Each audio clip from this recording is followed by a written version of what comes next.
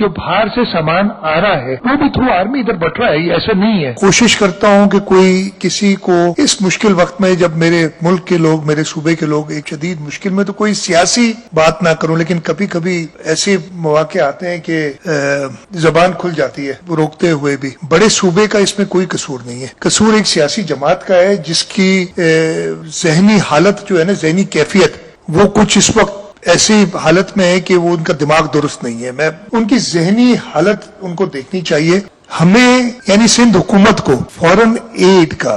एक दाना भी नहीं मिला है, जो आया है वो एनडीए में बांट रही है कि नहीं बट रहा है, लेकिन रिक्वायरमेंट इतनी ज्यादा है कि वो नजर नहीं आ रहा। मैं आपको बताऊं ना, एक जहाज में जो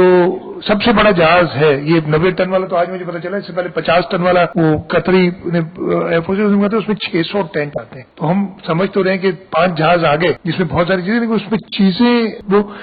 थोड़ा सा, मुझे भी, मैं ये नहीं कह रहा कि आप ये किसी में, मुझे भी वो अंदाजा नहीं था कि जो क्वांटम है और उस पर किस तरीके से, और ये तो